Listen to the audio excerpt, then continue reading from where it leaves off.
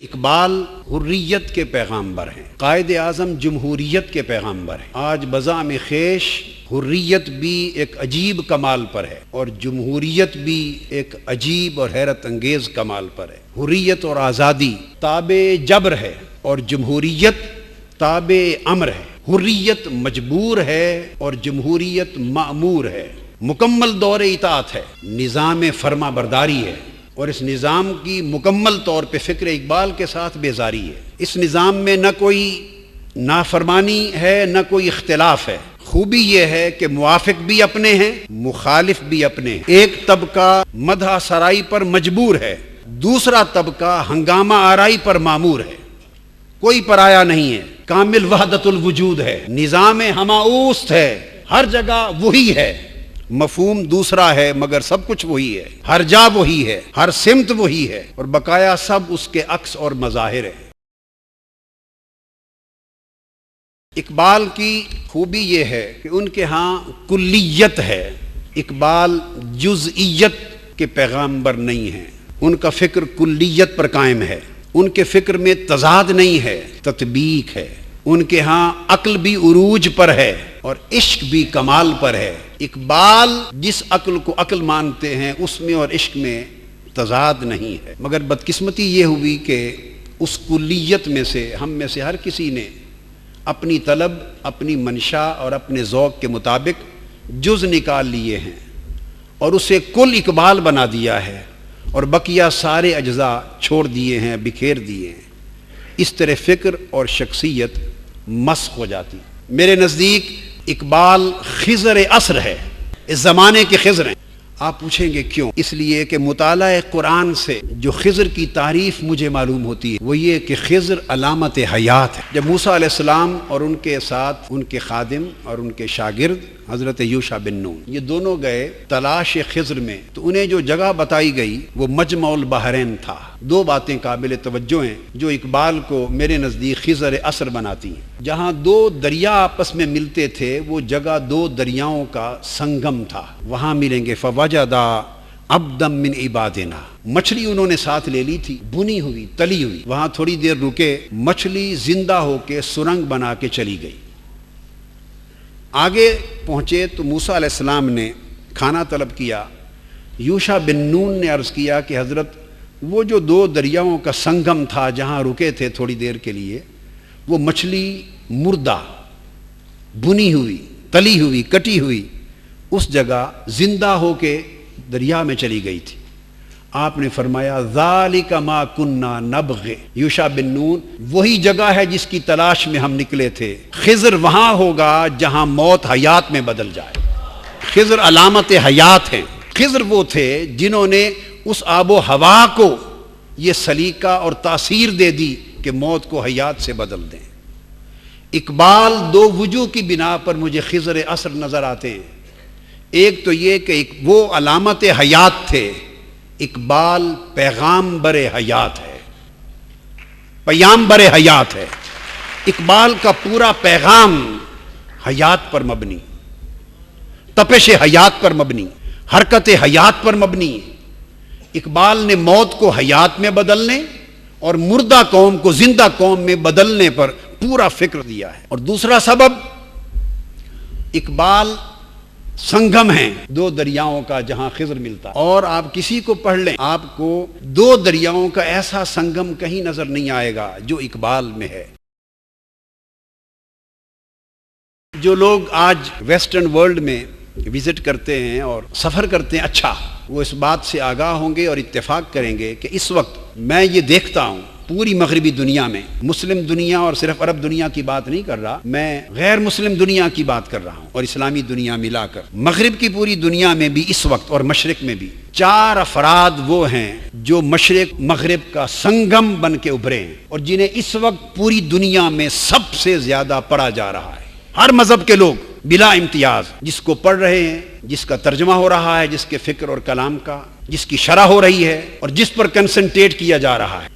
آپ کتب خانوں کو جا کے دیکھیں، مغربی دنیا کے کتب خانے، لائبریریاں، بک سٹورز میری بات کی بالکل شہادت فراہم کر دیں گے۔ اور وہ 4 افراد ہیں تاریخ اسلام کے، ایک غزالی ہیں، ایک ابن العربی ہیں ایک رومی ہیں اور ایک اقبال ہے، باقی ہر کسی کو اس کے خطے کے لوگ اور اس کی قوم پڑھ رہی ہے، تھوڑا زیادہ اور لوگ بھی پڑھ لیتے ہیں، جان لیتے ہیں، مگر یہ وہ چار فرد ہیں، یہ وہ چار سنگم ہیں، یہ وہ چار اپنے اپنے وقت کے خضر ہیں جن کو اس وقت عالم مغرب بھی پوری پیاس کے ساتھ، پیاس کی شدت کے ساتھ جن کو پڑھنے کے لیے بیتاب ہے، جن کو سمجھنے کے لیے بیتاب ہے، اور یہ سمجھا جا رہا ہے کہ ان چار کے پیغام میں دکھی انسانیت کے سلگتے ہوئے مسائل کا حل ہے، اور وہ آگ جو اس انسانیت کی راکھ میں، جس میں اخلاقی قدریں راکھ ہو چکی ہیں، روحانی قدریں راکھ ہو چکی ہیں، جس میں خود آدمیت اور انسانیت راکھ ہو چکی ہے،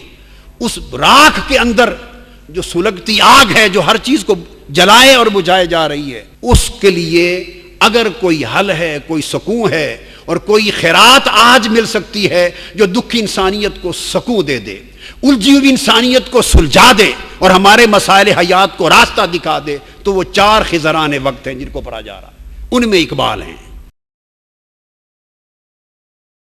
اقبال شاعر نہیں تھے، شاعری تو انہیں کسی بڑے مقصد کو انسانیت اور قوم اور امت تک پہنچانے کے لیے الہام کی گئی تھی۔ شاعری ان کا اقبال کا فن نہیں تھا، شاعری اقبال کا الہام تھا۔ وہ خود کہتے ہیں نہ میں شاعر ہوں نہ سخنور ہوں نہ میرا پیشہ ہے، جا بجا خطوط مختلف احباب کو لکھے ہیں انہوں نے، اس میں لکھا ہے میں نے تو شعر کو اور سخن کو اپنا پیغام قوم تک پہنچانے کے لیے بطور ذریعہ اپنایا ہے۔ یہ شاعری ان کا وہب ہے، ان کا القاء ہے، ان پر ہونے والا الہام ہے، اور ان کا پیغام علم و عرفان کا پیغام ہے، فقر و عشق کا پیغام ہے۔ اقبال کے پورے فکر کے سرچشمے، تصور تعلیم، تصور ثقافت، تصور سیاست، تصور اجتہاد، وہ سب یہیں سے لیتے ہیں۔ اقبال کے فکر کے سرچشمے تین ہیں بنیادی: قرآن، بارگاہ مصطفیٰ اور مرشد رومی۔ تین چشمے ہیں جہاں سے علامہ انسپائر ہوئے، جہاں سے لیتے ہیں۔ یہاں ایک خط اس وقت میرے سامنے ہے، میں کوٹ کر رہا ہوں محمد حسین عرشی۔ انہوں نے خط لکھا علامہ کو اور اپنی کچھ روحانی مشکلات بیان کی اور اس کا حل پوچھا۔ علامہ لکھتے ہیں جناب عرشی صاحب السلام علیکم، آپ کا خط ابھی ملا، میری صحت عامہ تو بہتر ہو گئی مگر آواز پر ابھی خاطر خواہ اثر نہیں ہوا، علاج کا بیان کرتے ہیں۔ آگے لکھتے ہیں آپ اسلام اور اس کے حقائق سے لذت آشنا ہیں۔ اب حقائق اسلام سے لذت آشنائی کہاں گئی؟ اسلام کا نام رہا، اس کے حقائق کہاں رہے اور اس سے لذت آشنائی کہاں گئی؟ علامہ فرماتے ہیں مثنوی رومی کے پڑھنے سے اگر قلب میں گرمی شوق پیدا ہو جائے تو اور کیا چاہیے؟ شوق خود مرشد ہے۔ میں ایک مدت سے مطالعہ کتب ترک کر چکا ہوں، اور لکھتے ہیں اگر کبھی کچھ پڑھتا ہوں تو صرف قرآن یا مثنوی رومی۔ اور پھر فرماتے ہیں افسوس ہم اچھے زمانے میں پیدا نہ ہوئے، اور پھر لکھتے ہیں کیا غضب ہے کہ اس زمانے میں ایک بھی صاحب سرور نہیں۔ پھر فرماتے ہیں بہرحال قرآن اور مثنوی کا مطالعہ جاری رکھیں، اور پھر لکھتے ہیں مجھ سے کبھی کبھار ملتے رہیے۔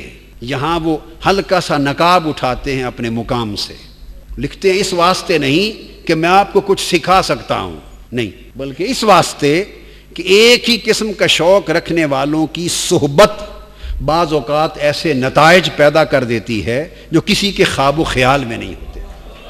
اپنے فیض صحبت کا اشارہ کیا ہے، اور پھر لکھتے ہیں کہ یہ بات زندگی کے پوشیدہ اسرار میں سے ہے، عام بات نہیں ہے، زندگی کے پوشیدہ اسرار میں سے ہے، جن کو جاننے والے مسلمانان ہند کی بد نصیبی سے اب اس ملک میں پیدا نہیں ہوتے۔ پھر فرماتے ہیں زیادہ کیا عرض کروں محمد اقبال۔ اس کے بعد محمد حسین عرشی صاحب بیان کرتے ہیں کہ میں پھر آپ کے حسب حکم آپ کی خدمت میں حاضر ہوا، آپ کی صحبت میں بیٹھوں اور سنوں۔ آج اقبال کا اس گوشہ کو بھی دیکھیں کہ ان کا رشتہ رومی سے کیا ہے اور کیسا ہے اور کیوں ہے، مولائے روم سے۔ فرماتے ہیں کہ علامہ نے ون نجم اذا ہوا کی جو پہلی آیتیں ہیں اس کی شرح کی، اور مقام ناسوت کو بیان کیا، پھر مقام لاہوت کو بیان کیا، پھر عقل اور وحی کو بیان کیا، پھر حقیقت بشریت بیان کی، پھر عرش الوہیت کو بیان کیا، پھر قاب قوسین میں دو کمانوں کے دائرے کی شرح کی، تشبیہ دی، اور اس کے بعد وہ پھر اور تفصیلات بیان کرتے ہیں. آپ اندازہ کر لیں کہ ان کی معرفت، شرح صدر اور علوم لدنی کا عالم. فرماتے ہیں میں نے پوچھا کہ علم کی کتنی قسمیں ہیں؟ علامہ نے کہا 2 قسمیں. ایک علم اکتسابی ہے جو ہمارے اکتسابی آلات علمیہ کے ذریعے حاصل ہوتا ہے. یہ علم مخلوق کا مخلوق کو ہے. اس علم کو، اکتسابی علم کو، علم الہی سے کوئی واسطہ نہیں. علامہ نے کہا دوسرا علم الخواص ہے، وہ خواص کو عطا ہوتا ہے، اس میں کسب کو دخل نہیں، وہ قلب اور روح کے اعمال سے چشمے کی طرح ابلتا ہے. میں نے پوچھا وہ کیسے حاصل ہوتا ہے؟ فرمایا قد افلح من زکاہا، جو نفس کا تزکیہ کر لے اسے حاصل ہوتا ہے. تزکیہ نفس کے ذریعے اس پر اس علم لدنی کے دروازے کھول دیے جاتے ہیں. میں نے پوچھا کہ تزکیہ نفس کا طریقہ کیا ہے؟ علامہ نے کہا صوفیاء سے سیکھو. عشق اور جہد. مولا روم کہتے ہیں شاد باش اے عشق خوش سودائے ماں، اے طبیب جملہ علت ہائے ماں، اے دوائے نخوت و ناموس ماں، اے تو افلاطون و جالی نو سے ماں. اے عشق تو خوش رہ، ہمارے نہایت ہی خوبصورت جنوں، ہماری ہر مرض اور ہر علت کا علاج اے عشق تو ہے. ہماری نخوت، گمنڈ، تکبر، ہمارے جھوٹے ناموس کا علاج تو ہے، جس نے ایک بہت بڑے انسان کو اپنی میں کی چھوٹی سی تنگ ظرف میں بند کر کے اسے محروم عظمت کر رکھا ہے، اور اپنی حقیقت کی معرفت سے محروم کر رکھا ہے، اور قرب ذات سے محروم کر رکھا ہے، اور اس جبروتی، لاہوتی اور اس ہاہوتی انسان کو فقط ناسوتی حدوں کے اندر بند کر رکھا ہے. فرمایا یہ ساری وہ نخوت و ناموس کی پلیدیاں جس کا کوئی علاج نہیں ہے. مولا روم کہتے ہیں عشق تنہا تیری آگ ان تمام چیزوں کو خس و خاشاک کر دیتی. تو ہی افلاطون ہے، تو ہی جالینوس ہے. یہ پیغام تھا مولا روم کا. علامہ کہتے ہیں دین سراپا سوختن اندر طلب، انتہائش عشق و آغازش ادب. فرمایا دین کیا ہے؟ کسی کی طلب میں جل جانے کا نام ہے. طلب صادق میں، حب صادق میں ان ساری جھوٹی مادی شہوتوں اور منفی قسم کی نفسانی خواہشوں کی طلب سے آزاد ہو کر اس طلب حق میں جل جانے، سراپا جل جانے کا نام دین ہے. اور فرمایا اس دین کی انتہا عشق ہے اور ابتدا ادب ہے. یہ ہے علامہ کا سبق کہ دین کی ابتدا ادب ہے، انتہا عشق ہے. آج مدرسہ ہو یا یونیورسٹیز ہوں یا جدید تعلیمی درسگاہیں ہوں، ایون مدرسہ ہو جہاں فقط دین کے نام پر تعلیم دی جاتی ہے، وہ مدرسہ کی سارا ماحول، سارے درس، پورا ایٹموسفیئر ادب سے بھی خالی ہے، عشق سے بھی خالی ہے. تو نہ ادب کے ثمرات ہیں نہ عشق کے ثمرات ہیں. عشق وہ نہیں جو گندم کھانے سے جسم میں پیدا ہوتا ہے. ہائے ہائے، جو مولا روم کہتے ہیں جو گندم کھانے سے جسم میں پیدا ہو، عشق اس کو نہیں کہتے. عشق اس کو کہتے ہیں جو اس اثر کو جلا کے اس کے ساتھ ملا دے. فرماتے ہیں گندم کھانے سے جو عشق پیدا ہوتا ہے، یعنی نفسانی اور طبی شہوتوں کو فروغ دینے سے جو عشق جنم لیتا ہے، وہ بھی آپ کو مائل بہ رقص کرتا ہے. اور جو عشق قرب الہی کی بارگاہ میں لے جاتا ہے، وہ بھی کسی کو مائل بہ رقص کرتا ہے، روح کو مائل بہ رقص کرتا ہے.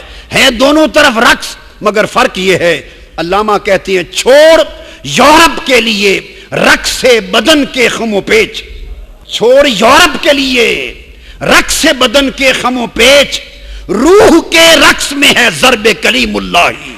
پھر فرماتے ہیں صلہ اس رقص کا جو یورپ کے لیے کیا جا رہا ہے. اور کون ہے بڑی آزادی اور خود مختاری کے نام لینے والوں میں جو آج رقص گناہ نہیں ہے مغرب کے لیے؟ فرمایا وہ رقص جو مغرب کے لیے کیا جاتا ہے، صلہ اس رقص کا ہے تشنگی کام و دین، صلہ اس رقص کا ہے درویشی و شہنشاہی. اور فرمایا کہ بانگ اسرافیل ان کو زندہ کر سکتی نہیں، روح سے تھا زندگی میں بیت ہی جن کا جسد، مر کے جی اٹھنا فقط آزاد مردوں کا ہے کام، گرچہ ہر ذی روح کی منزل ہے آغوش لحد. یہ آزادی اس عشق کے حق سے ملتی ہے. علامہ کہتے ہیں کہ اس قوم کا جس کا عشق جسور نہ رہے، جس کا فقر غیور نہ رہے، اس قوم کا مقدر موت اور ذلت کے سوا کچھ نہیں. فرمایا اور خار جہاں میں کبھی ہو نہیں سکتی وہ قوم، عشق ہو جس کا جسور فقر ہو جس کا غیور. علامہ کہتے ہیں عشق کی گرمی سے ہے مارکہ کائنات، علم مقام صفات، عشق تماشا ذات، علم ہے پیدا سوال، عشق ہے پنہاں جواب، عشق کے ہیں معجزات سلطنت و فقر و دین، عشق کے ادنا غلام صاحب تاج و نگین، عشق مکان و مکین، عشق زمان و زمین، عشق سراپا یقین اور یقین فتح یاب. شرع محبت میں ہے عشرت منزل حرام، شورش طوفاں حلال.